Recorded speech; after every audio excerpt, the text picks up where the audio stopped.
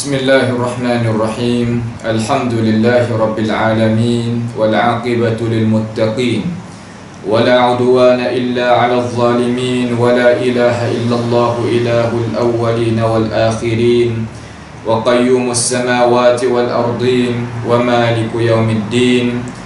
Alhamdulillahi nahmaduhu wa nasta'inuhu wa nastaghfiruhu wa natubu ilayhi wa na'udzu billahi min shururi anfusina wa min sayyiati a'malina may yahdihillahu fala mudilla lahu wa may yudlilhu fala hadiya lahu wa ashhadu an la ilaha illallah wahdahu la sharika lahu wa ashhadu anna Muhammadan abduhu wa rasuluh. Subhanaka la ilma lana illa ma 'allamtana innaka antal alimul hakim. Rabbana zalamna anfusana wa illam taghfir lana wa tarhamna lanakunanna minal khasirin. Allahumma arinal haqqa haqqan warzuqna ittiba'ah wa arinal batila batilan warzuqna ijtinabah. Rabbana innana amanna bima anzalta wattaba'na ar-rasula faktubna ma'asy syahidin. Rabbana taqabbal minna innaka antas sami'ul 'alim wa tub 'alaina ya maulana innaka antat tawwabur rahim. Allahumma man arada bina wa arada bi islamina wa arada bi a'radina wa manhajina wa bi dirasatina wa man hawlana wa masyayikhina bisu'in aw hikdin aw hasadin aw fitnatin aw sihrin aw fasadin aw shahna'in aw khiyanatin aw iftira'in aw saddin. Allahumma ya jabbaras samawati wal ard يا فاطر السماوات والأرض يصرف عنا شرورهم واجعل شرورهم على نحورهم واجعلهم آية وعبرة لأولي الألباب يا سميع الدعاء وصلى الله على نبينا محمد وعلى آله وأصحابه أجمعين. Alhamdulillah, segala puji bagi Allah Subhanahu wa ta'ala. Allah Subhanahu wa ta'ala kurniakan kepada kita boleh sama-sama kita berjumpa di dalam ruangan pengajian kita, iaitu dengan limpah kurnia daripada Allah Subhanahu wa ta'ala. Mohon kepada Allah Subhanahu wa ta'ala mengampunkan dosa-dosa yang mengajar dan yang mendengar, daripada dosa kecil ataupun dosa besar. Mudah-mudahan kita dapat rahmat oleh Allah Subhanahu wa ta'ala dengan cara seluruhnya. InsyaAllah pada perjumpaan kita sekali ini, kita nak mari cakaplah tentang masalah fahaman. Apakah maksudkan dengan kalimah akal? Akal ni makna gapo? Dan hujah dia ni kita nak guna lagu mana di sisi para ulama al-Islam kita. Kita nak mai tengok kata pengertian akal yang difahamkan oleh warasatul anbiya. Bagaimanakah mereka itu faham akal? Gapokah akal? Dan akal ni maksud lagu mana? Dia tu hakikat tu lagu mana?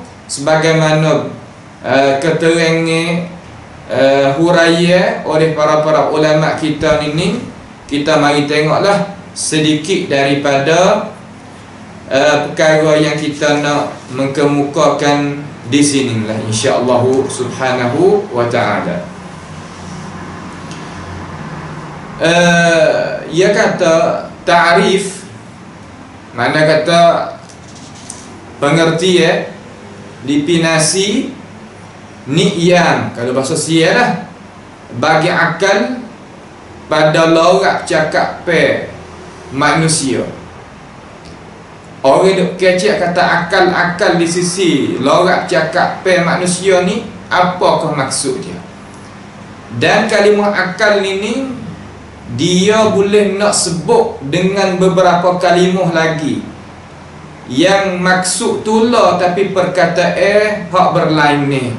Orang panggil al-alfaz al-mutaradifah.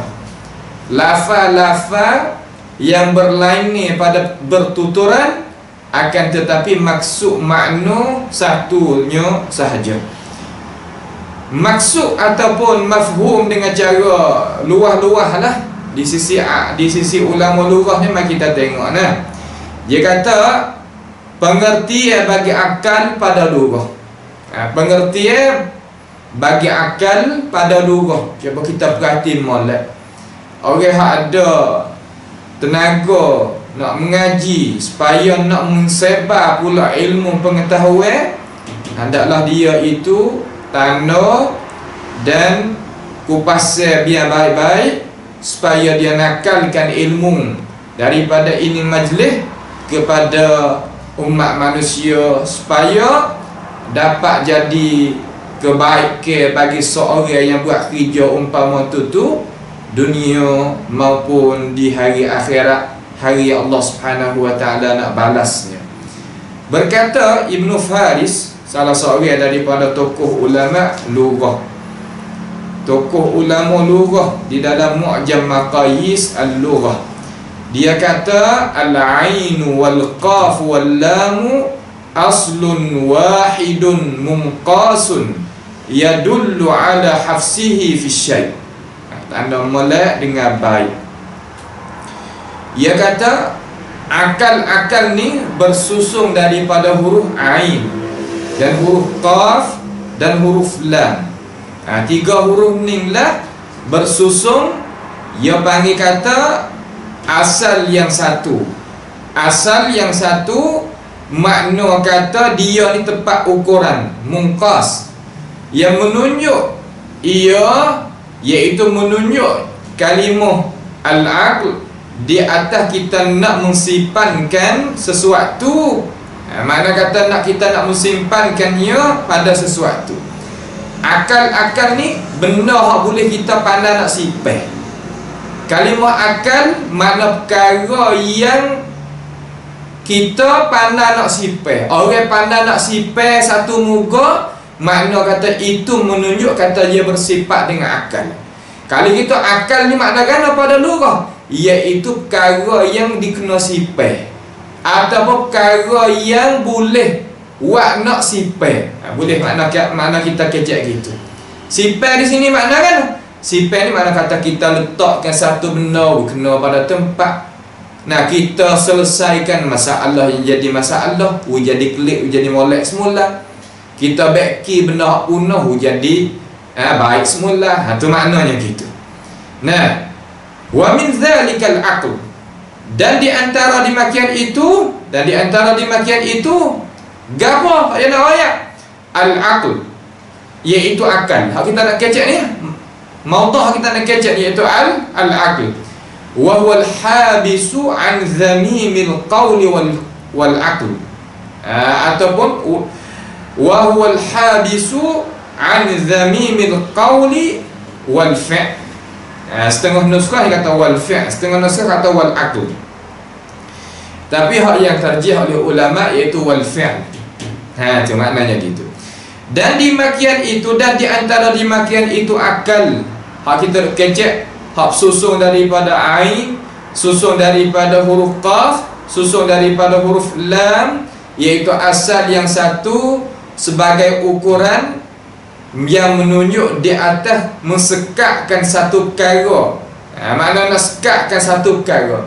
Nak sekatkan satu perkara, di makian itu orang kecek melah tu maknanya akal.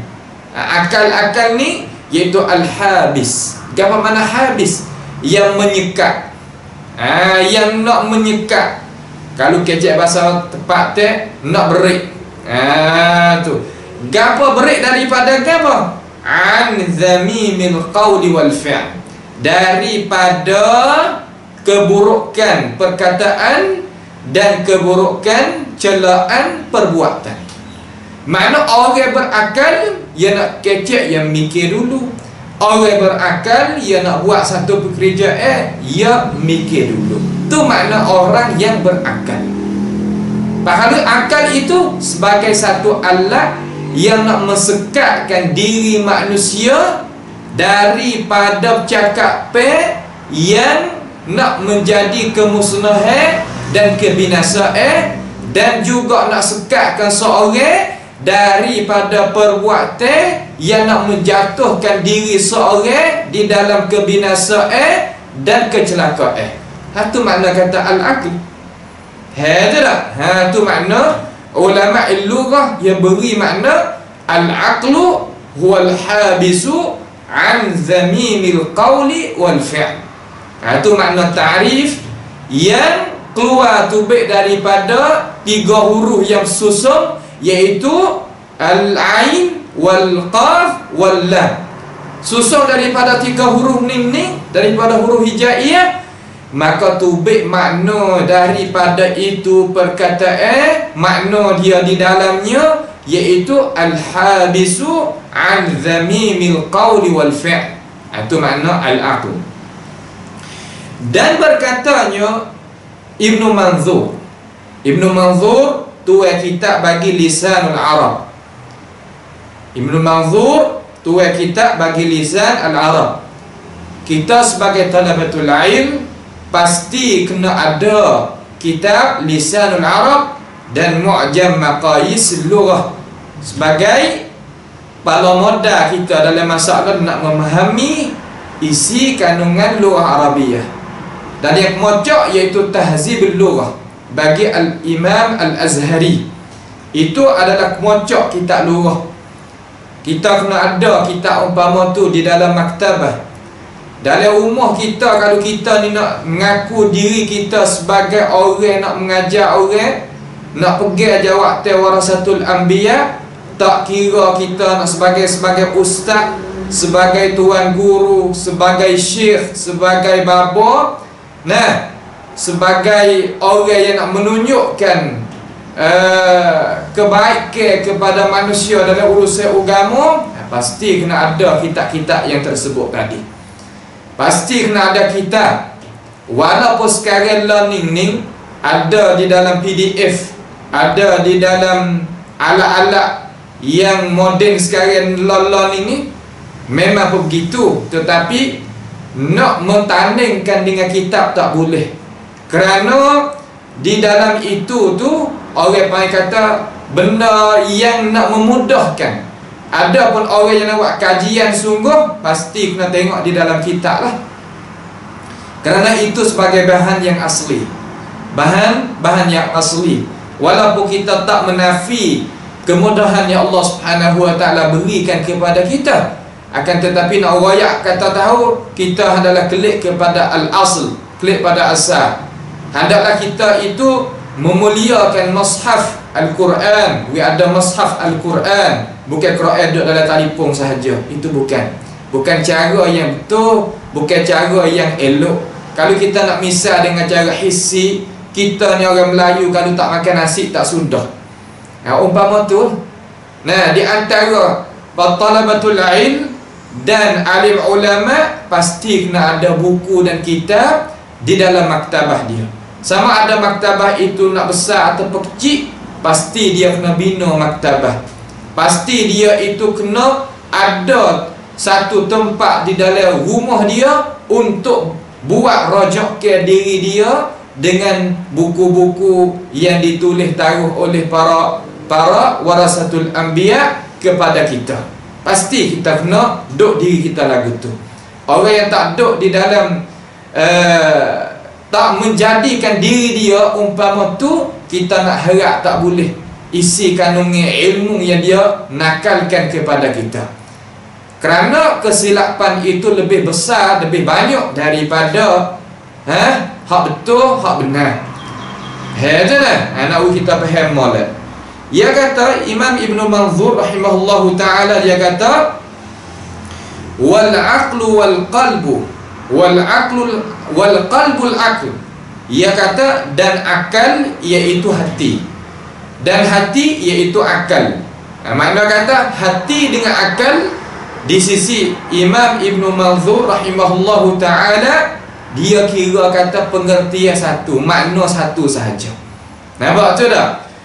Wa summiyal aqlu, dan dinamakan akal li'annahu ya'qilu sahibahu, kerana bahwasanya akal itu menyekatkan tuannya an tawarruti fil mahaliki, iaitu dinamakan akal kerana apa dinamakan akal?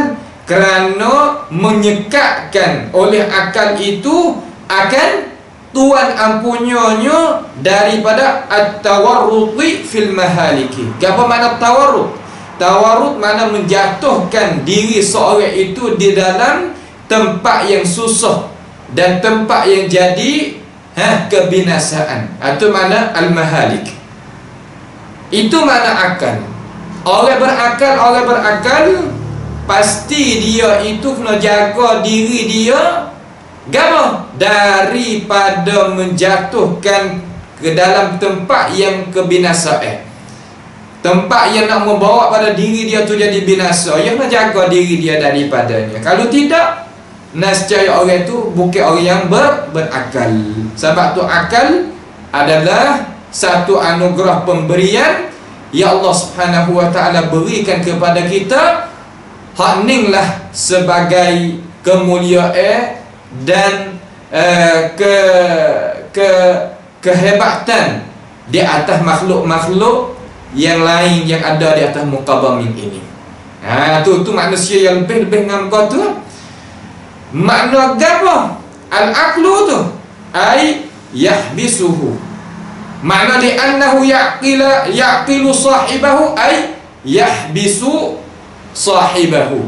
Makna kata ia sekatkan diri seorang yang berakal itu daripada mana? Daripada jatuh di dalam kebinasaan, jatuh di dalam kemusnahan, jatuh di dalam kecelakaan. Waqila, dan ada pendapat ulama yang marjuh yang kata al-aqlu huwa tamyizu. Akal ni iaitu perkara yang nak membezakan satu muka. Al-tamyiz iaitu satu perkara yang nak membezakan. Tamyiz perbezaan. Orang yang berakal makna kata dia tu boleh buat beza. Alladhi bihi yatamayyazul insanu an sa'iril hayawani. Makna akal ini gapo makna? Satu pihak ulama beri iaitu at-tamyiz, perbezaan, beza. Yang dengannya lah, dengan akal yang boleh beza tadi itu tu yatamayyazu. Beza oleh manusia, beza manusia daripada segala-gala makhluk-makhluk yang ada di atas muka bumi ini. Orang panggil al-hayawan, iaitu benda yang hidup ada ruh. Daripada binatang, daripada ni sebut gila. Makna akal tu boleh nak buat beza. Manusia tu boleh beza, boleh lebih daripada semua makhluk yang lain hak bukan jenis manusia, kerana dia berakal. Itu maknanya gitu. Nah, wa aqala syai'a ya'qiluhu aqlan ay fahimahu. Makna kata berakal oleh seorang akan sesuatu, ya'qiluhu, sedang berakal dia sebagai akal. Makna mana? Aqala bimakna fahimahu. Fahimah, faham. Tu makna. Faham ni timur daripada mana? Timur daripada hati. Sebab itulah Imam Ibn Manzur rahimahullahu ta'ala dia wi makna akal dengan hati, makna pengertian satu sahaja, walaupun berlain ni sebut teh. Nawi kita faham jadi molek lah sini dah. Baik. Dan berkata Fairuz Abadi rahimahullahu ta'ala di dalam kitab Qamus Al-Muhit. Ini beberapa sumber rujukan bagi ahli ilmu dan bagi pelajar yang nak duduk makan saka para warasatul anbiya, yang nak letakkan diri dia umpama ni. Khija ni ia berhajat kepada kita kasih, walaupun penat, tetapi apabila kita kasih, kita buat boleh. Tapi kalaulah hati kita tak kasih, sedangkan kerja tu walaupun mudah, dia nak buat tak boleh. Ini nak kita faham biar baik-baik dah. Orang ngaji agama, kerja dia iaitu faham agama wikna dari para warasatul anbiya dan menyebarkan agama wikna sebagai matlamat hak Allah Ta'ala dan Rasul hendak. Itu kerja orang ngaji agama. Maka banyak ke sikit orang kerja agama ni? Tak ramai. Kerja sikit. Sebab tu katanya Abdullah ibn Mas'ud, orang umpama ni iaitu dia faham daripada Allah dan Rasul, kena dengan maksud pada akhir zaman ni kathir minal qurra qalil minal fuqaha. Itu sebagai pendapat ataupun perkataan mauquf di atas Abdullah ibn Mas'ud radhiyallahu anhu. Dia kata pada akhir zaman ni akan timbul orang yang banyak baca tapi faham tu tak dalam. Faham tak dalam situ makna kan? Faham tak betul dengan apa hak Tuhan khandak, apa hak Rasul khandak. Kenapa? Kerana dia itu tak mencalonkan diri dia dengan sebenar-benar pengorban ni untuk nak faham sebagaimana Tuhan nak dan Rasul nak. Sebab apa? Sebab nak pakai tenaga banyak kali. Umur dia kena guna, masa dia kena guna, akal fikiran dia kena guna, jasad dia kena guna, harta dia kena guna. Biar nak kerbet, nak boleh faham daripada Allah Ta'ala dan Rasul betul molek sebagaimana Tuhan nak, semua tadi tu kena guna habis. Faham? Orang nak boleh guna habis tadi tu berapa orang pada akhir zaman? Berapa orang daripada orang yang duduk zaman kita? Maka kita tak usah kata orang tu, tak usah kata orang ni. Cuba kita ukur diri kita, kata kita tu masuk tak di dalam perkara hak warasatul anbiya yang Allah sebut ambil daripada mereka itu. Kamu dengar, cuba dengar, cuba kira ambil. Orang kita jangan kata, kita jangan kata ke orang. Sebab kerja pendakwah bukan kata ke orang. Kerja pendakwah memahami. Orang kata kita faham, orang kata kita hurai, orang kata kita menjelaskan. Itu makna. Kata ke orang tak sah. Hurai, beri penjelasan, beri keterangan, bantah, itu kerja pendakwah. Ya je lah. Baik. Dia kata al-aqlu Fairuz Abadi ni dia kata al-aqlu gapa? Al-ilm. Akal iaitu ilmu. Tu. Iaitu kena kepada al-ilm. Gapa mana ilm? Ilmu ni makna kata kita boleh tahu hak mana kena, hak mana salah. Itu mana ilmu. Pak ilmu hak sebenar iaitu ma qala Allah wa ma qala Rasulullah sallallahu alaihi wasallam. Wa ma fahima minal Qur'ani was sunnah.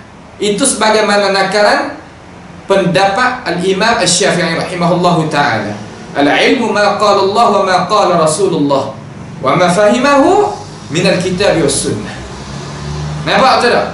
Ilmu apa hak saya kata dalam Quran, apa hak Rasulullah sebut dalam hadis, dan perkara yang kita faham mengikut maksud hak Tuhan nak dan Rasul nak dengan cara yang dinakan oleh warasatul anbiya.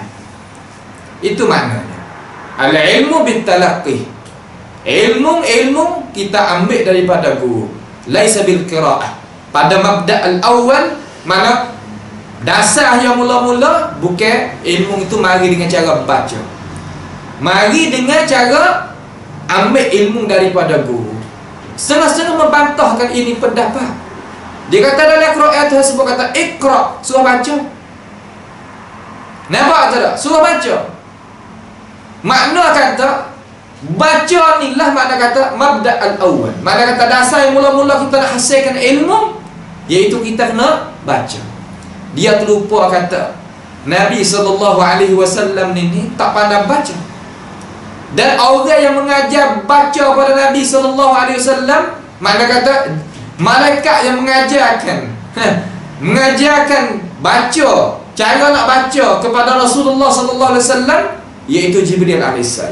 Itu menunjuk kata Nabi SAW ambil ilmu dengan cara talaqi. Sebab tu Tuhan kata dalam ayat yang lain, Tuhan kata wa innaka latulaqqal Qur'an min ladun hakimin khabir.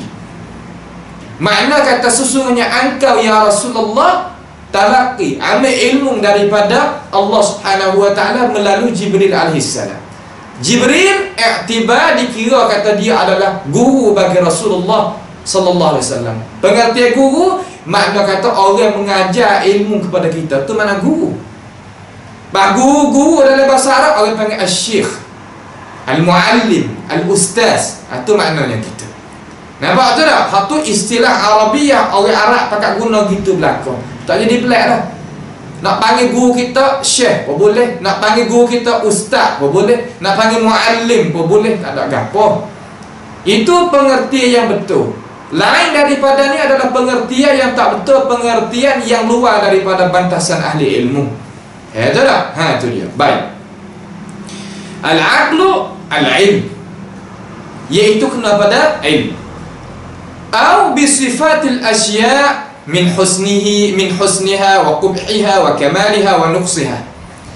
Ataupun al-aqlu ni dia ni gama dengan kita kenakan sifat-sifat satu muka, satu perkara daripada bagus ataupun tak bagus, molek tak molek, sempurna ataupun kurang. Tu makna al-aql. Itulah makna kata Fairuz Al-Abadi rahimahullah subhanahu wa ta'ala, dia berikan pengertian luas lagi. Jadi semua-semua tadi itu tak larilah daripada kata orang yang berakal, orang yang boleh jaga diri dia daripada kebinasaan dengan sebab dia boleh beza hak mana kena, hak mana salah, hak mana baik, hak mana tak baik, hak mana bagus, hak mana tak bagus, hak mana sempurna, hak mana tak sempurna, hak mana yang jadi faedah bagi diri dia ataupun tidak. Itu makna kata semua tiga orang daripada kalangan ulama, Ibnu Faris, Ibnu Manzur, Fairuz Abadi rahimahullah rahmatan wasi'ah, kecek mari semua ni pengertian tak lari daripada kata seorang itu yang berakal boleh jaga diri dia daripada kebinasaan dengan sebab dia tahu perkara-perkara itu baik ataupun tidak. Itulah itu makna ta'rif mutakamil, yang menyempurna setengah di atas setengah. Baik. Kalau gitu al-aqlu, lafaz al-aqlu ni ia ada lafaz-lafaz yang lain lagi yang semakna dengan dia. Sebut teh tulak, sebut teh lain ni, tapi makna tulak. Dalam Arab orang panggil kata al-alfaz al-mutaradifah, lafaz-lafaz yang makna tulak berlainan bertutur. Ni pelajar-pelajar yang nak jadi diri kamu itu warasatul anbiya, kemudian pula adik-adik dan ayah-ayah yang dengar rahimah tinggi-tinggi nak tarbiyahkan anak cucu jadi warasatul anbiya, berarti molek. Ini perkara yang pedah bagi diri kita dan kepada ahli keluarga kita, pedah dunia dan akhirat nanti. Itu makna ilmu agama ni yang makan dua. Nampak tu tak? Ilmu agama yang makan dua. Inilah ad-din. Inilah Allah subhanahu wa ta'ala redha dengan cara ni. Nampak tu tak? Orang duk lagu ning-ning, dia tenang molek, tenang hati. Dan apa yang dia duk nak Tuhan akan beri. Tapi kalau orang tak diri dia lain daripada cara ni, walaupun ada tenaga, ada duit kena kocek pun, hati dia tak tenang. Nampak tu tak? Hati dia tak tenang. Kita perhati tengok hak amal raya ni, al-itmi'nan, ar-rakha, benda yang jadi tenang tadi tu hak tu hak manusia cari sungguh. Sebab tu dalam syurga ni Allah subhanahu wa ta'ala tahu serabut. Serabut ni manusia tak sih. Walaupun ada muka tu dek tepi, ada muka ni dek tepi, tapi serabut tak tubik daripada diri dia. Sebab apa? Sebab dia tak, hati dia bukan sakut dengan Tuhan, bukan sakut dengan agama Tuhan. Khayal tinggi tetapi tenang tak ada, susah hati. Ini balasan bagi orang yang belakang terhadap agama Tuhan. Cuba kita perhati tengok. Orang hak hati dia molek sungguh dengan Tuhan, dia cuek-cuek gitu ya, boleh lah. Dia tak payah. Tapi orang tak ada duk hati situ duk gantung kepada muka lain pada Allah Subhanahu wa ta'ala, dia tak Ya, duduk situ, tak boleh pergi. Kalau ada muka penerangnya pun, ya wasa tak cukup situ. Wasa tak tenang, wasa serabut tak habis situ. Ha, tu dia. Tahu kita faham malak dah, ni agama Allah Subhanahu wa ta'ala. Jangan kita buat belakang terhadap dia dah. Ha. Dia kata lafaz-lafaz yang berlain pengertianullah umpama perkataan akal pada makna yang pertama al-lubb. Kalimah al-lubbu. Lub ni makna kan? Kalau bahasa kita terjemah bahasa kamus, makna parti satu perkara, isi satu perkara. Tapi perkataannya Imam Ibn Manzur rahimahullahu ta'ala, wa lubbur rajuli, rubbur rajuli makna inti, isi bagi seorang tu, ma ju'ila fi qalbihi minal aql, perkara yang dijadi di dalam hati seorang tadi itu daripada akal. Itu mana? Makna ulama lughah Arabiah ni, ia letak lafaz lub dengan al-aqlu pengertian makna tullah. Satu. Wa qal Fairuz al-Abadi rahimahullahu ta'ala, wal labibu al-aqilu. Orang tu dinamakan labib. Labib ni satu nama. Makna apa nama? Itu makna apa maksud bagi kalimah labib? Al-aqilu, yang berakal. Kali itu al-labib dengan al-aqil perkara yang sama pada makna. Apa nama? Sebutan berlain ni, akan tetapi makna satu. Lepas pada tu wal hil. Hil. Bi kasril, dengan kita kasrahkan apa nama? Ha. Al hil. Makna kan? Makna kata jamak dia al-ahlam, ataupun satu lagi hulum. Jamak dia ahlam ataupun hulum. Di dalam Al-Quranil Karim Allah Subhanahu wa ta'ala telah firman, Tuhan kata dalam surah At-Tur ayat yang ke-32, Tuhan kata, am ta'muruhum ahlamuhum bihada, apakah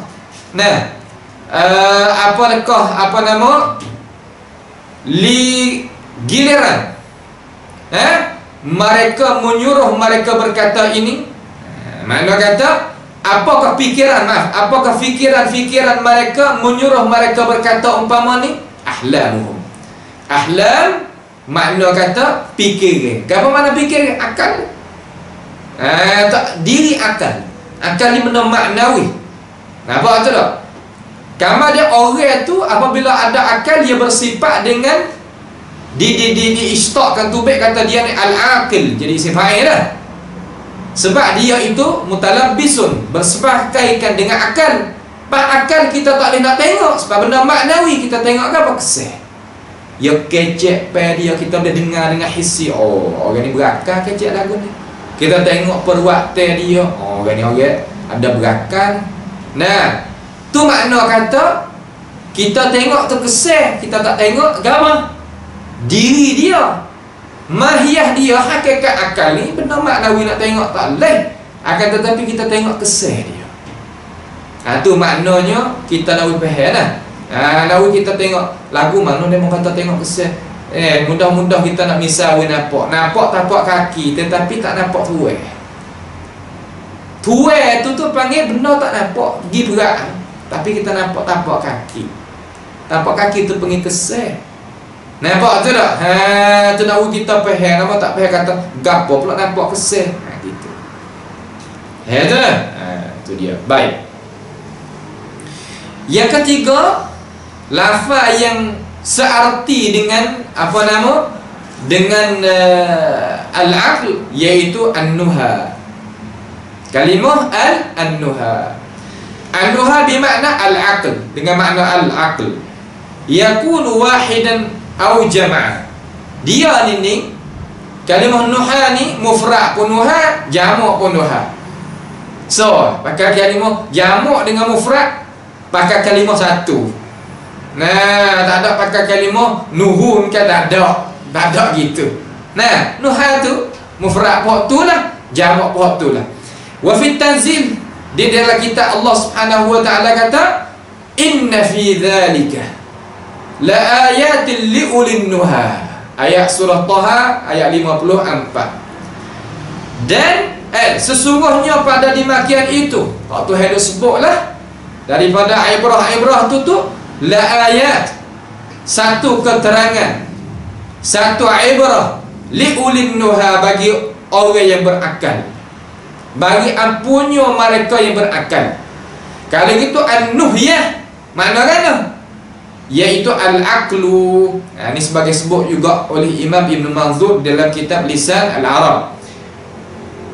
Summiyat bidzalika, dinamakan demikian itu li ulin nuha tu li'annaha tanha 'anil qabih, kerana bahawasanya nuha ni apa kan dinamakan al-aqlu dengan nuha, sebab dia itu tegah diri seorang daripada al-qabih, daripada benda yang tak elok. Itu dia maknanya gitu. Benda tak elok, benda yang nak memunahkan diri, memunahkan akal, itulah. Sama ada minum, makan ni, siuman ke gapo, ikutlah gapo-gapo fikiran ke gapo yang nak memunahkan. Kalau kacau duk pergi jalan tu ada yang membawa pada orang tu menunjuk kata orang yang tidak berakal. Tu baik. Kemudian yang keempat, ulama sebut mai kepada kita lagi lafaz yang semakna dengan al-aql, iaitu al-hijr, dengan kasrahkan ha juga, al-hijr. Maknanya al-hijru bermakna al-aqlu. Bermakna al-aqlu. Tengok, dalam bahasa Arab ni dia kaya. Sebab tu bahasa ni lah Allah Subhanahu wa taala cakap dengannya akan Al-Quranul Karim. Rakyat bahasa Arab. Tu wal lubbu. Tu ni makna kata ulama duk tafsir lagi. Al-hijr, al-aqlu wal lubbu liimsakihi, kerana gapo dinamakan hijr? Kerana nak menegahkan seorang, wa man'ihi, dan nak jaga seorang, wa ihadatihi, dan nak melikungkan, nak breakkan seseorang tu bitamyiz, dengan nak buat beza, dengan beza mana? Hak ni kena dah, hak ni tak kena dah, hak ni tak molek dah, hak ni molek dah.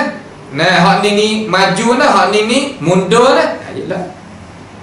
Ya sebab manusia kita ni nak buat satu perkara, nak gerak cakap ataupun nak gerak perbuatan, pasti mendahului fikiran. Sebab tu katanya para ulama nafsi, orang kecil dulu kamar dia baru mikir, orang bengang, orang bodoh. Nampak je tak? Kalau buat perbuatan belum pada mikir, persupa kalau mikir saja sampai kata buat, tak jadi juga. Kecek mikir saja tapi tak berani nak kecek, tak jadi juga. Nak mikir kamar dia buat, nak mikir kamar dia kecek, nak murajaah kamar dia mengajar dan menyeru. Tu nak tu. Ni mengajar atau ni murajaah, makna kata belek kita apa nama, tengok istiadat, sediakan sampai masuk tawah hijau, ngajar pun tak, sebar pun tak. Juga orang mikir yang tak sampai masa tak buat, sampai masa tak kecek. Tadi kata itu bukan cara. Tu tak? Tu kita duk dalam media, orang ngaji kecek lagi tu. Media lagi jauh serupa. Mikir gitu, mikir gini sampai masa nak turun sungguh. Pekerjaan nak buat perniagaan, takut pula. Tadi okey lah tu. Tu tak? Wa fi tanzilil aziz, dan di dalam Al-Quranul Karim dia kata hal fi dzalika qasamul lidhi hijr, bukankah ada padanya satu perhatian bagi yang berakal, lidhi hijr makna kata bagi ampunya yang berakal. Itu dia.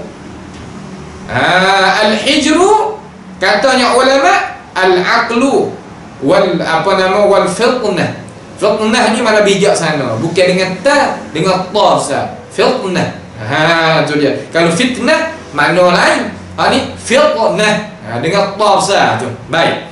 Tu lah. Itu makna kata ulama wari 4 kalimah yang sebut telan ni makna satu saja, supaya kalimah al-aql. Kalimah al-aql. Habis itu. Baik. Kalau gitu,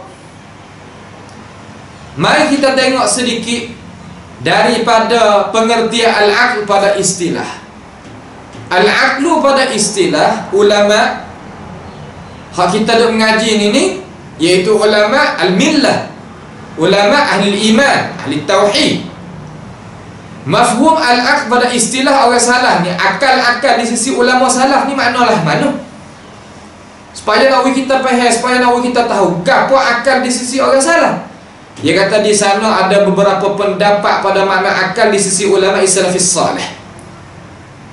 Berkata Imam Ahmad rahimahullahu taala, al-aqlu gharizatun.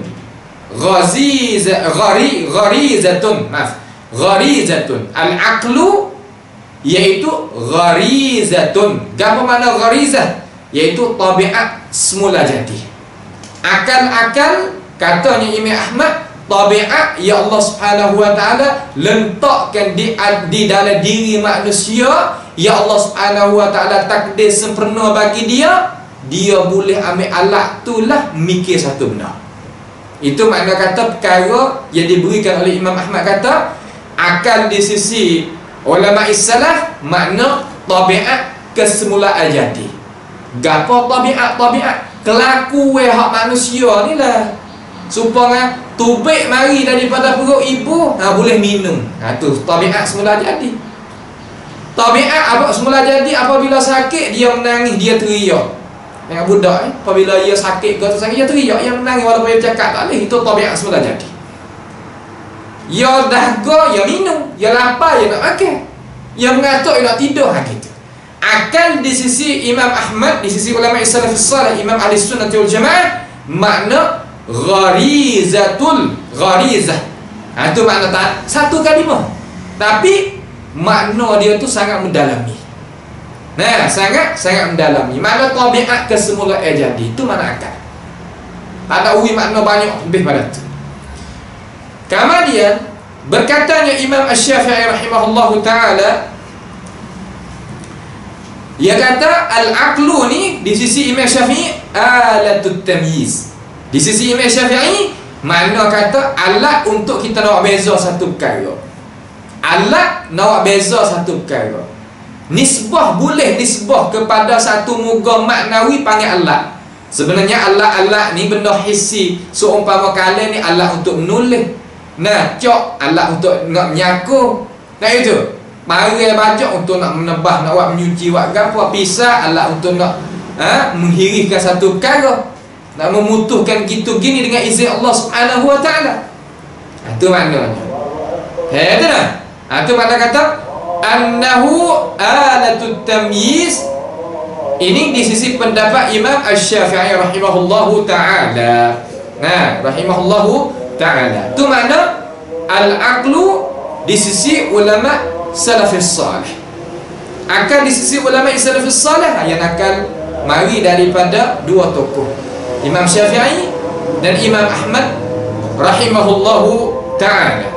Kemudian ulama kemudian ini dia nak mengkupaskan, kata ulama salaf ni kita nak kecek dengan cara kasar-kasar.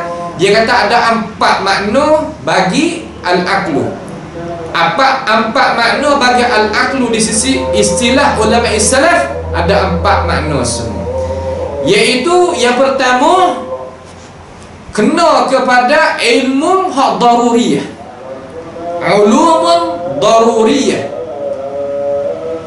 Apa nama? Ya'rifu biha bainal majnun wal aqil. Makna kata ilmu yang pasti. Ilmu daruriyah ni mana kan? Ilmu kepastian. Mana benda yang pasti, benda yang tak boleh nak jadi lagu lain. Mengenal dengannya, buat beza dengannya lah, di antara orang tak berakal dan orang berakal. Itu tak? Umpama kita kata orang yang berakal dia beringat diri dia daripada kemudaratan. Maka benda mudarat tu dia tahu dengan akal, dengan cara mana? Cara darurah. Apa mana cara darurah? Makna kata dia tak kena belajar banyak, retih lalu.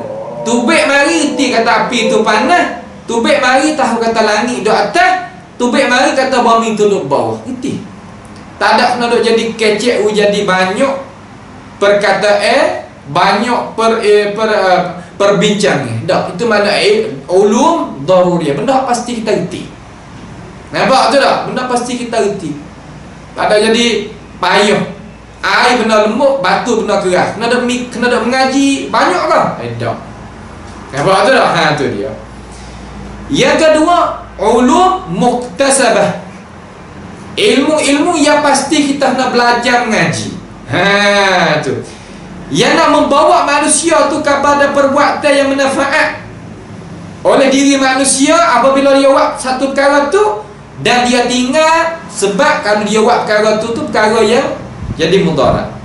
Hak ning ilmu muktasabah ni, ulumul muktasabah, seumpama kita kata kita nak turun menega satu perkara, kita kena kaji molek dulu, kata apa lagu mana, modal setara mana banyak di antara mafsadah dengan maslahah. Maslahah tu kalau kita buat tu lebih banyak daripada kerugian kan, macam mana? Kena ukur. Ni kena ada ilmu.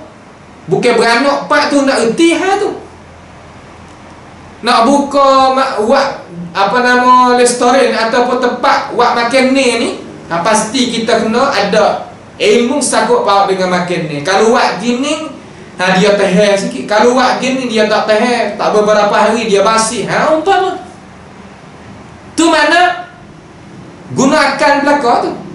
Nampak tu tak? Tu dia. Baik. Yang ketiga, kesimpulan ulama Islam yang faham kata akal ni di sisi istilah iaitu al-amal bil ilm.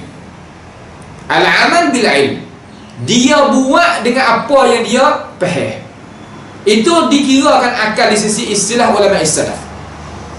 Dia kerja benda yang dia itu faham. Kalau dia tak faham, dia tak kerja. Ayolah. Dia jawab benda yang faham. Kalau mengaji pun aja, kalau menega pun berjaya. Kalau lah tak faham jawab, kalau mengaji pun jatuh, kalau menega pun selera. Ayolah. Nampak tak? Tu dia. Lepas daripada tu, yang keempat yawi makna seumpama Imam Ahmad lah. Ni kesimpulan daripada ulama kita yang kata gharizatu allati ya'qilu bihal insan, iaitu tabiat kesemula ajadi yang faham dengannya oleh manusia, yang reti dengannya oleh manusia. Boleh reti lah dulu. Ia tak keluar daripada pendapat Imam Syafi'i kata alatut tamyiz, iaitu alat untuk kita nak beza gatu dan muka ni. Dan tidak ada khilaf di antara ini pendapat-pendapat yang telah sebut akan dia oleh ulama salaf pada mafhum al-aql. Tak ada jadi khilaf gapo lah. Sebut mari pak pendapat awak kesimpulan ni, tak ada jadi khilaf gapo pada hakikat dia, pada maksud dia. Kerana dimakan itu, kerana dimakan itu apa? Kerana bahwasanya akal itu ialah tabiat kesemula jadi, dan dia itu satu sifat daripada sifat-sifat yang Allah Subhanahu wa taala kurniakan kepada manusia supaya manusia itu boleh buat beza dengan perkara tadi, iaitu dengan akal tadi, di antara benda hak kena dan benda hak tak kena, benda al-haq dan benda al-batil. Kerana bahawasanya akal itu ialah satu alat untuk kita nak buat beza satu perkara, dan satu alat untuk kita nak buat faham. Alat untuk kita nak buat faham. Manusia apabila ada akal, dia boleh faham. Faham daripada mana? Faham daripada Allah Subhanahu wa taala. Faham daripada Allah Ta'ala maksud lagu mana? Iaitu faham wahyu Allah Subhanahu wa taala dengan cara kita mentadabburkan, dengan cara kita perhati, tilik dengan cara halusi terhadap wahyu Allah Subhanahu wa ta'ala. Dan kita usaha hasilnya lepas daripada tu, daripada ilmu-ilmu yang pasti kita kena usaha, daripada alat-alat yang kita nak buat kerja, yang kita nak guna untuk memahamikan akan isi kandungan Al-Quran dan hadis Nabi SAW. Masalah kata, kita nak faham Quran, nak faham hadis, pasti kena ada lughah Arabiyah. Dalam lughah Arabiyah ada bahagian dia, ada nahw, ada sarf, ada al-balaghah, ma'ani, badi', bayan, arud dan apa seumpamanya. Dan ilmu lughah, ilmu sakut paut dengan ilmu alat-alat semua tadi itu kita kena usaha, kena mencalonkan diri kita di dalamnya supaya kita hasilkan perkara itu, supaya kita ni dijadikan oleh Allah Subhanahu wa ta'ala dengan sebab kita usaha akad darajat kita, daripada orang yang tak faham, tak reti, tak ada mencuah tenaga dia untuk nak mencalonkan diri dia jadi ahlullah. Bukan. Hak tu makna kata kul hal yastawi alladhina ya'lamuna wal ladhina la ya'lamun innama yatadhakkara ulul albab. Kata olehmu ya Muhammad, adakah sama di antara orang tahu dengan orang tak tahu? Tak sama. Walaupun orang tahu tu makan nasi, orang tak tahu tu makan nasi, tapi tak sama. Orang tahu tu turun dalam kebun, orang tak tahu turun dalam kebun juga, tapi tak sama. Orang tahu minum air, orang tak tahu minum air, tapi tak sama. Kalau sama, nascaya Allah Subhanahu wa ta'ala tak kena oleh Quran. Sedangkan Quran tak ada benda tak kena. Pada hakikat dia tak serupa. Orang ni masuk dalam kebun semua, orang ni makan nasi, orang ni minum air, orang ni berjalan atas bumi. Seumpama orang tak mengaji, orang apa, seumpama tu lah. Tetapi apabila mari urusan sakut paut dengan agama Allah, dia boleh lepas. Dia yang boleh mensudahkan masalah. Yang berkata sudah masalah tak ada bedah mana? Dah. Kalaulah masalah yang jadi muskilah dan memunahkan iman kita, tauhid kita, agama kita, kalau tidak ada mereka ini, mari nak jaga, mari nak cerah, mari nak hurai, mari nak bayan, nascaya kita akan masuk neraka hari akhirat esok. Walaupun kita duduk atas dunia ni senil ni secara mana pun, akhirat esok kita masuk neraka. Adakah orang lagu tu orang berjaya? Tak. Sebab tu dunia ni berhajat kepada warasatul anbiya. Dunia ni berhajat kepada orang tahu. Dunia ni berhajat pada orang curah tenaga untuk nak fahamnya wahyu Allah Ta'ala, sama ada daripada Al-Quran dan hadis Nabi alaihi salatu wassalam. Itu dah. Dan dia beramal dengan apa yang dia tahu, apa yang dia faham daripada kitab Allah Subhanahu wa ta'ala dan daripada sunnah Nabi sallallahu alaihi wasallam. Itulah dinamakan manusia yang berakal. Kalau gitu kesimpulan orang yang berakal di sisi ulama salaf, iaitu orang yang guna akal untuk memahamikan wahyu dan memahamikan wahyu Quran dan wahyu sunnah Rasulullah sallallahu alaihi wasallam, bukan menjadikan akal sebagai membantahkan wahyu, sama ada wahyu Quran ataupun wahyu sunnah Nabi sallallahu alaihi wasallam. Itu perbezaan di antara ulama salaf yang dia guna akal dengan ulama yang bukan ulama salaf yang gunakan akal. Insya-Allah kita nak mari tengok akal, cara fahami ahli mutakallimi di sisi istilah mutakallimin, akal di sisi mutakallimin ini makna macam mana, supaya kita boleh beza di antara fahami ahli salaf dengan ahli kalam tentang masalah al-aql. Hadilah pada hari ini sekadar inilah sahaja dulu. As'alullah subhanahu wa ta'ala bimannihi wa karamih ayaj'alana wa iyyakum mimma yastami'una al-qawla fayattabi'una ahsanah. Wa sallallahu ala nabiyyina Muhammadin wa ala alihi wa ashabihi ajma'in. Wassalamu alaikum warahmatullahi wabarakatuh.